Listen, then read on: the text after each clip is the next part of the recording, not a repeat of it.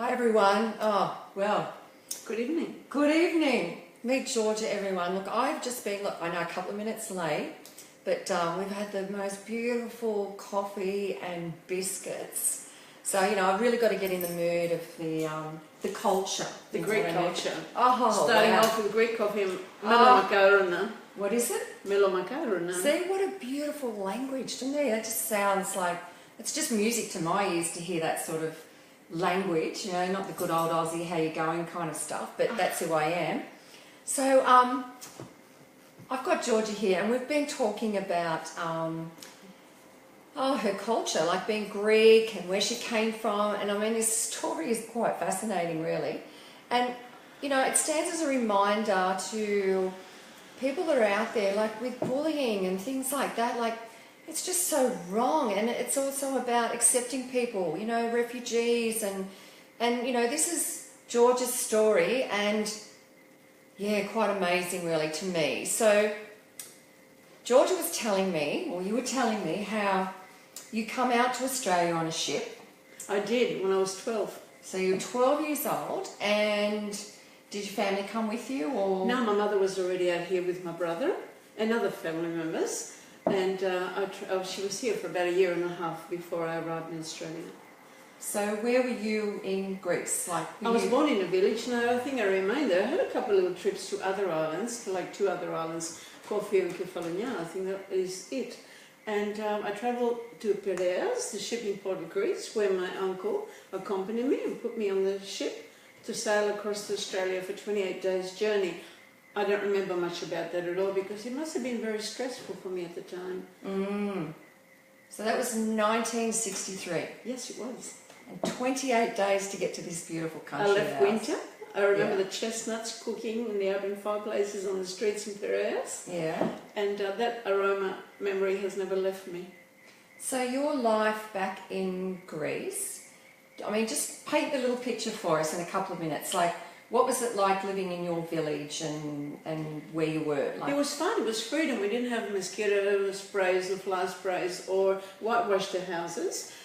We attended the village life and all the errands and chores.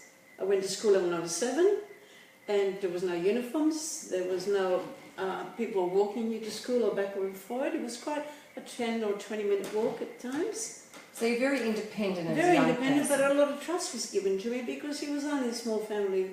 A small family, shouldn't say that. A small arrangement of a small community for children to go to school. The school consisted of 1 classroom, all classes. All primary classes. Ah, so everyone together. It was a small village, yes. Yeah, so yes. you'd have your education with all your cousins and all that. Absolutely, and Oh, there how were no beautiful. discrimination about anything or anyone who was Down syndrome. They all went to school. That's beautiful, isn't it? Yes. That's We're all just together. how, yeah, that's how it should be. I mean, and a there was- loving And environment. there was a trust. Like I taught myself how to swim. I'd go down to the water and swim and come home again. I wasn't chaperoned. I wasn't. Everyone I met on the streets was an uncle or an auntie, even though they were not my auntie or my uncle. There was a whole lot of respect, and always around church. So you were talking to me earlier, and you said that because the coffee is so good, I've got to tell you, but when you were 3, you used to make coffee for your grandmother. I was about 3 when I first made her coffee, or maybe 2, I remember.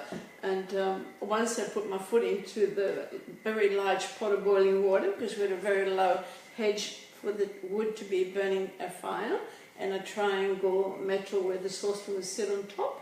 That was the way we cooked. And once when I was very young, I put my foot in the boiling water. Oh. By accident. So there was egg yolk and all sorts of home remedies and cooked onion on top of it and try and heal.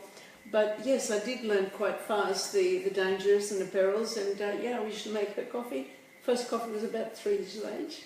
I made her because the younger folk were out working the fields, and grandmother stayed home to prepare the cheese making, the meals, the cleaning, the Because washing. everything would have been made, like everything. Everything. Because you'd be self-sufficient. Yeah, we bartered to get flour, not flour, there used to be flour through the mills. We used to grow wheat and lentils, and of course, but we bartered with, like smoked cod, for instance. We'd give the shop a round of homemade feta cheese that we'd make from our goats, and we get the example smoked cod or sugar or things that we were not able to grow on the island. There were some things we couldn't have.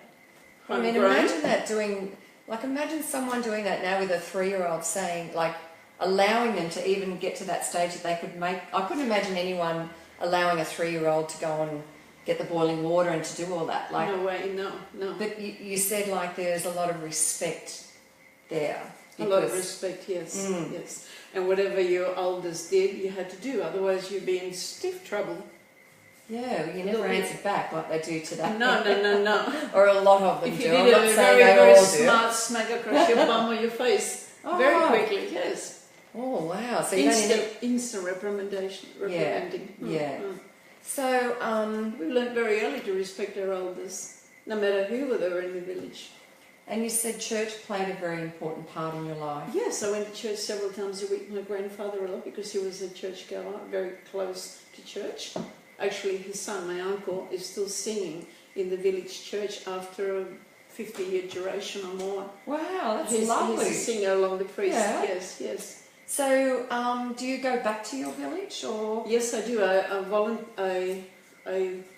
I make myself go back every year lately. I enjoy going back and reliving and seeing the people that I love and know. Although a lot of the older folk have passed away, I meet the children. I meet other people that go into the village from overseas. And summer is a special fine time because everyone gathers into the village more and more. Winter's a little bit different. They like to go to other cities in Greece and be warm and friendly with, be warm and have a nice time with their own families. They have apartments in the larger cities because it's hard to live on the island in the winter. There's not a lot of transport. The seas are quite high. It's really, really cold. The amenities are not there, doctors, whatnot. So not easy. So they prefer most of them to go away to their other relatives in the larger cities in the winter. But summer, it's another different field. It's beautiful to be there with a whole lot of people going to back home, like me, from all around the world and connecting again with family. Yeah, it sounds like a beautiful, precious kind of life, and loving and all that sort of thing. But there was one particular conversation that I've had with you, because we'll go back to when you came to Australia. So you're on the ship and you're basically on your own. Yeah, I don't recall a whole lot of detail because I must have been quite distressed leaving my school friends, the island, my grandfolk, and I don't remember a lot of it. There's a few little details that I remember, but not everything.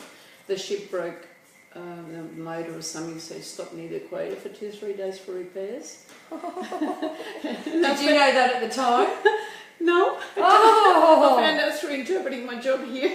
Oh. And other folk had gone onto the same liner, and because they also use the ship as cruise liners as well.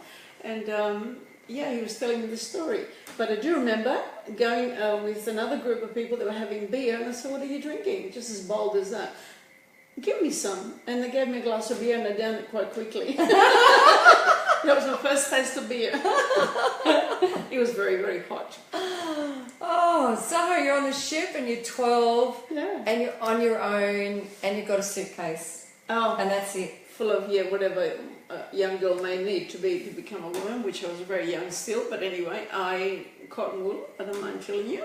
Yeah, that's what it's all about. Also, I learned how to curl my hair. This mate of mine in the cabin, she was 18, and she had these huge plastic rollers. And she says, "This is how you do it." So I had these big curls coming through the next day. Oh, it's funny. That's what I learned: beer and curl my hair. Oh, so your mother was here. Have you got Yes. brothers and sisters? Yes, she was here with my brother and other family members who were already here. So they obviously were waiting for you to come. I think she would have. I'm still not sure why I was left behind for a year and a half, but I think behind her notion, because she ruled my life at that stage, was that I finished primary school. So you never had that conversation with her? Not really. No. I'm just surmising now as time goes on. More and more things fit into my puzzle of questions in my head. And the puzzle becomes one. Sort of. Yeah, it does eventually. More and more time. Yes. And your mother's passed now? She's passed away a year and a half ago. Yeah, I've lost her. Your father, so he... My father was, it was a family dispute, and he was looking after the herd one night. Herd of goats? The herd of goats, yes, up high up of the village in the mountains, because we had plots where they would feed, and if there weren't enough plots, we would hire other people's plots and pay them in somehow, or bartering. And he was clubbed and stoned. And they blamed a horse for doing that, which was not correct. A horse doesn't ever do that to the owner. So, okay. Anyway, it was covered, the police were paid, we still don't know who committed the murder. Yeah. So I've let that rest, it's entombed, it doesn't worry me anymore, but it did for a long, long time. And I learned all about this when I came to Australia, I learned the details. So how old were you when that? It was hidden from me. Would have been about 14, 15 when I really knew the story that my father was killed in this fashion. Premeditated. Anyhow, and somehow or other I lost my religion. And after that incident? Yeah, and I was out of Burke, and not after this, and after actually learning, after coming to Australia. Yeah. So Burke? Burke, I was in Burke. So, wow. So you've gone from this beautiful little village... into Newcastle for a year and a half, into Cookshill, Lama Street. He used to walk from Donald Street right across and go to Cookshill each morning with my cousin, who we lived together in one house, my cousin Helen, and there we'll go to school and try and pretend we could speak English. Oh, wow. So going to school, so at this stage, how old are you then? 12 and a half. And I remember saying to the school kids, the primary school kids in Lama Street, "No catalaveno English."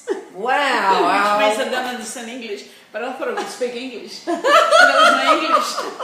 And I thought people understood me. Can you just say that one more time? "No catalaveno English." Oh, I couldn't even repeat that if I tried. Or Inglesica, English. English. I was trying to get English in there. Yeah. Oh, wow. So going to school for you, was it difficult? It was difficult to assimilate the life changes. It was difficult to become friends. It was, I don't know, I was missing that nice tight community that I learned as a kid. I was missing that. Everyone had their own, more or less their own vehicles, every family had a vehicle, people had their own rooms. I grew up in one family house. There were a lot of us in the house. So when you say that, in comparison to how we are, you're saying we had cars and, we live in big houses and we had our own bedrooms, that's something that just didn't happen. No, it wasn't like that in the village. Yeah. It was new to me and I had to adapt, I guess. And how did people treat you in your school? I felt isolated. Yeah. And especially in Newcastle Girls High. No, Hamilton Girls High that I went to in Tudor Street here in Newcastle. I felt as if I always smelled of garlic. They didn't want to talk to me. I was a day girl. There were that little discrimination. I felt very isolated. No, I mean, I'm not laughing at that. I'm just laughing at the smell of the garlic. Plus, I was a new kid on the block. I was not known before. I didn't come from primary school into high school. Yeah, that's true. Really, I had 6 months at Lama Street. That was it, and it was more or less trying to struggle, learn the language. I was good at maths and good at maths and I was good at that. Everything else was new. Was anyone ever horrible to you or treated you badly or anything like that? In Burke there were some kids who always wanted to chase me and hit me after school in the lane where we were walking past from the high school onto the house that we had. So you went from Newcastle then to Burke? To Burke, yes. So how old were you when you went there? My family, 15. My family bought a business, a cafe in Burke, or Fun Palace used to call it, because he had the pinball machines and vineyards right at the back. So the locals called the Fun Palace. It was the middle cafe, because we had other cafes either side, right next door to each other. So ours was a middle cafe in Burke. They've got room for 3 cafes. cafes. Wow! All Greeks. Of course. The best food. Yes. And hard working. It was a lot of hard work, and eventually I didn't go to school anymore. Mum says you don't need to be educated or not. we need you to come to work, and we need to create a little bit of cash flow and carry on in life this way. So did your brother go to school? No, my brother did not go to school in any way. He arrived in Australia the year and a half before I did, and he went straight into work. Worked for the locals. They had cafes in Newcastle, like Brown Derby, the beach cafe. They're all familiar to me. Kosciuszko. Yeah. Mostly around the beach in Newcastle. Yeah, wow. So I just find that extraordinary, because a lot of, a lot of parents, it's all about your education and make sure you've got a trade and go to uni and all that sort of thing. So no, this happened in my generation. Yeah. I did that very thing. Yeah. And I gave my children everything that was possible. Not horse riding, but whatever else, piano, violin, ballet, tap dancing, whatever it was, gave until they thought, I don't want any of it. They kept on dropping everything. So do you think that is something that we do as mothers because we missed out ourselves? Like, do you think that's something that we do because... No, I wouldn't have done it. I think the culture drove me into doing this, because all the other children were offered these things in school, in primary school, in high school, as the children grew up. We kept on... So let's go back to Burke. Preschool, primary school, baby school, kindergarten. There was none of that. I didn't know any of this. Yeah, so let's go back to Burke. And because one thing that, I find is happening a lot today is that, young people are bullied at school. They are, indeed. And they find it really hard to talk up about it, or to go and tell someone about it. And they might be sitting at home, they might be watching a show. And the way I feel is that, if this is happening to you, go and tell someone. If you're getting bullied at work even, as an adult, absolutely, go and tell someone. Don't hold it in and think that, don't let these people get away with frightening you and holding over you to say that, that you're scared, that you don't want to say anything. I think don't it's do important. as I do. I kept on bottling things continuously. Yes. I didn't go and run to my mum and say, look, I've been bullied and I've been threatened along. I felt this was my fault that I was being threatened and wanted to be bullied along the way. Yes, yeah. And there was a case where they threw sticks at me and I just kept on running away. So you actually thought that was your in fault? In Burke High School. Yes. Why would you think that? Being a new person, perhaps. Yeah. Someone that didn't want a person that didn't know how to speak properly. Because you were still within 3 years of arriving in Australia. Maybe they didn't want someone that was new into town. A lot of the population was whites, but a certain section were Aborigines too. And it wasn't long before I arrived that the Aborigines were in their own reserves. The government was not allowing them to come into town to a shop or swimming pool, or they couldn't mix. Wow. And they had huts out away from the town where the folk, being Aboriginal and being the way they knew culture and Dreamtime, they burnt most of the houses for their culture, to tell the dreams around a fire. They didn't want houses, so to speak. Yeah, we were trying to make them... I'm pretty sure that's the reason why they did it. And it wasn't long after that, before long after that, where there was anger raising. And half a generation later, or maybe more, people will be robbing, stealing, bashing. So going back to Burke, I saw a whole lot of shops with grill bars instead of glass windows. Oh, that's sad, Anyhow, that was the culture back then. There were some white kids that didn't like me, and there were some Aboriginal people that were, when they were allowed to come into town and come to school. So then you've gone from Burke and you come back to Newcastle. Come back to Newcastle. No, I went to Grafton. Grafton? I married a man in Burke. I had to marry someone that they wanted me to. That your family wanted you to? Yes. Even though I was 23, they said, look, you can't travel and meet somebody. We'll just have a look around and see if there's anybody in Burke that's Greek that could marry. So they chose for you? Yes. And I married my husband. He was working at the time as